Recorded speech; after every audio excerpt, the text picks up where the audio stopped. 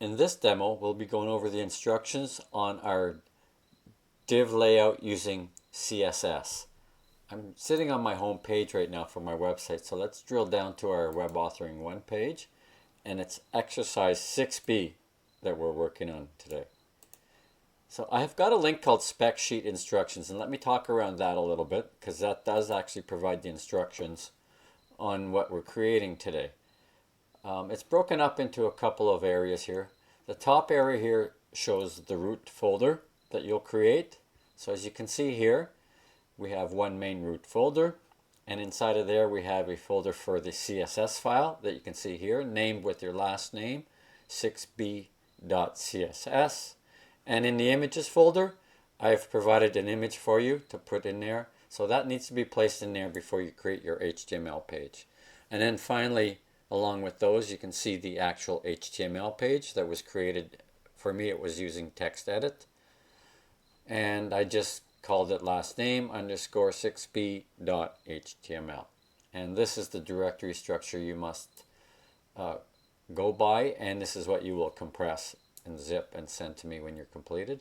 So I've got some basic instructions over on the side here, but the main thing is the links for the code. It's actually verbatim, so you could copy them. In this particular exercise, you actually could copy them. So if that's what you need to do, by all means, go ahead. It'll at least let you get familiar with all the code and the syntax and so on.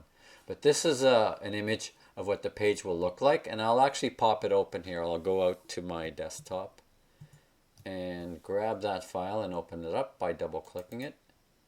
And here it is here. So in the previous exercise we did divs and we used CSS to do absolute positions, and that's what these two items up at the top are. They're just absolute positioned items, looking like about 10 pixels from the top, I would say, and maybe 20 or 30 from the left, whatever the case may be here. But I've got two divs creating those static images. Now this green box, which contains two smaller boxes, is using the relative position, and I'll show you that in the code view shortly. But let me show you what that means when we're resizing the browser window. Right now the ones at the top, as you can see, they are fixed in place. Like I can kind of cut them out if you will. But the one on the bottom, it's relative. You'll notice that this larger container box is always relatively staying the same size with respect to the width of the page. Now that I had set up to an 80% width of the browser width. So it's always going to be 10% over here and 10% over here, because I also set it to center. And I'll show you how we can center a div tag using our CSS as well. And then inside of here we got a little more sophisticated, and we actually nested two div tags inside of this one div tag here. So I've got a main div tag, I believe I called it container, and I've got a sub div tag, if you will, called left box, and it is nested inside of this set of div tags here, as well as this one. So again, when I resize, it stays relatively the same. Now this one I had set excuse me, I had set to a 50% width, so it's staying 50% of the width of its container. So it will always basically be half of this box. This one here I actually set to an absolute size, and I'm not sure, it might have been 250 or 300 pixels square. And if I get them really tight, one last thing is there is a bit of overlap. So I did deal with the Z index. I believe I put the pink box behind the green box. We'll find out here. Yes, it is. It's going behind, as you can see there. And that's using the Z index reference attribute. Okay, so that's the outcome, or that's the finished file that you'll be working towards on this exercise. So I'm just going to hide Firefox right now. And I'll actually just go out to my text editor, and we'll talk around the finished code. On the left I have my HTML file, and on the right I have my CSS file. So we'll just talk about some of the basics. The doc type, the HTML, the head, and the body tags should be familiar to you for now. by now. You can see how they are nesting the various sections. So the link to the CSS file again is in the head, and it's right here. So I've got link href equals CSS slash file name rel equals style sheet type equals text slash CSS. Once that's linked, if I go over to that file, we'll talk about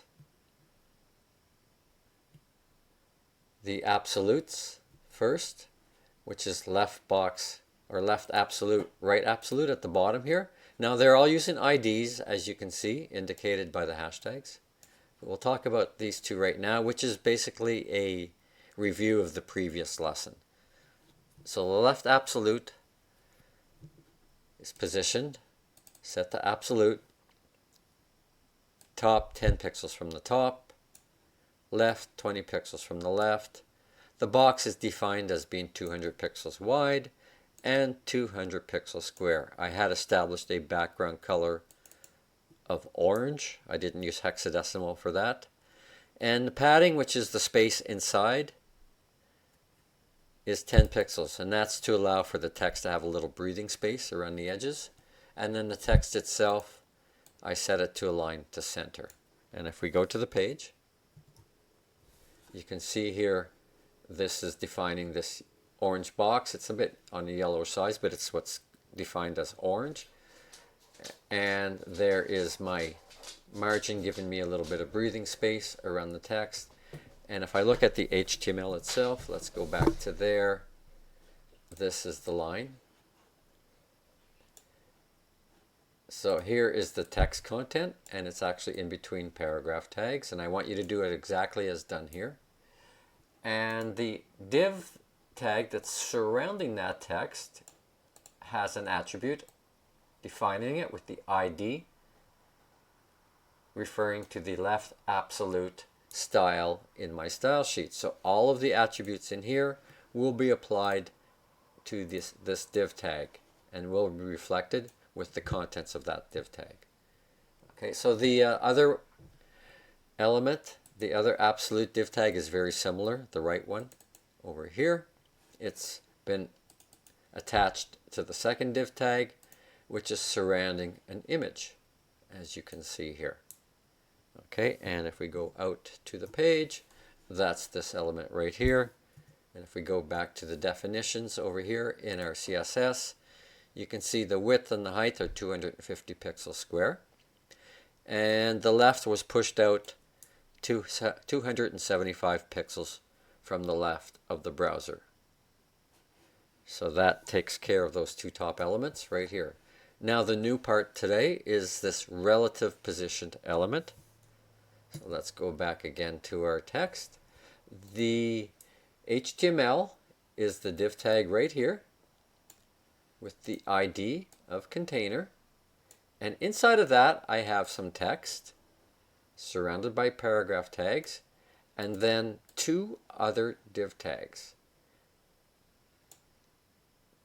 This div tag has the ID of left box, and this div tag has the ID of right box. I also included some text inside of those boxes surrounded by H1 tags. All right, so let's look at the particulars of the ID container. And I'll go over to my style sheet. So container is right here. So I've established a border, 4 pixels, solid green. Here's what's new is the position versus absolute. This is called relative. This allows me to actually center it and have it move and change and breathe with the size of the browser. Now this is in combination with these two items here. This is actually the magic trick to center it. It's using the margin left and the margin right, both set to auto. Once again, the margin left and margin right set to auto creates a centering effect of that particular ID, which is attached to the div tag. And then the particulars are the size of the box, 300 pixels tall. For width, I used a percentage, which again is a relative approach. So it will always be 80% of the width of the browser. And I set the distance from the top to be 275 pixels in order to push it down below those other elements that are attached closer to the top. And I simply threw in a background color and I looked it up. And this color happens to be that medium Irish green, if you will. Okay, so let's go back to the page and we'll just look at that. So that's this box here. So the dark green border, the green fill, the word container inside of paragraph tags, and then the one div tag nested here, and the other div tag nested here. Now, the attributes associated with the IDs on these two div tags will dictate how they respond inside the box. So let's go out to our text and we'll just look at the HTML layout here. Again, there is the paragraph with the word container. Here's the left box div tag followed by the right box div tag. Now most of the information is in the style sheet. So the left box, again I give it a border. You can see here 4 pixels, solid red. I used an absolute position and that's relative to its container. So within the container it will stay always 50 pixels from the top. Of course its height will remain at 200 pixels because that's an absolute number. The width will be relative, 50% of the width of the container that it's nested inside. And again, here's the background color of that lime green that you see there. And the left is 10 pixels from the left. So 10 pixels from the left. Actually, let me just move that up here. I'll just cut that and put it over here, just so it's a little bit more better organized. Okay, and we'll just throw that back there. All right, I'm just going to save that. So from the top, it's 50 pixels. From the left, it's 10 pixels. It has a width of 50%. It has a lime green background color. And the Z index. Now I've set it to 20. And you'll notice on right box, I set it to 10. The lower the number, the farther back it is in the stacking order. So the higher the number, the more on top of the pile it is. Now I could have used 1 and 2, but I'll tell you it's a best practice to use or to allow certain numbers to be inserted in between. If let's say I wanted to create a new div tag and put it in between them, I have between 10 and 20 to establish as a level, if you will, a Z level, and it will go in that stacking order. So I potentially can put 10 underneath here and infinitely any amount above 20, and between them I have the potential to put 10 different items stacked accordingly. So you can see here as well on the right box the position is absolute. Border is very similar to left box except it's using a hexadecimal number. Height 200 pixels. Width, this time I used an absolute number for the width, 200 pixels. Positioned at 50 pixels from the top and 10 pixels from the right, and that will make it hug the right side. So let's just take a look at that. So that's why this will always remain 10 pixels from the right. This one will always remain 10 pixels from the left, as you can see here. And if it gets too small, the Z index establishes which one overlaps which. Okay, so that is there, and let's go back to our code very quickly. And I think that pretty well wraps it up. What I would do is perhaps freeze frame this, or I did provide the code as a screenshot as well on the website. So let's go back to my website quickly here. And let's see, I think right here, there we go. So the instructions are here. I'll go back to our page. 6B, spec sheet instructions. You can see the directory structure there. The code I was referring to is behind these green links. There's the HTML code. A little nice to see it color-coded. and the CSS code. There you go. So you can either freeze frame the video on my files or on these screenshots. And those are your instructions for creating the assignment 6B, creating layout using div tags and CSS.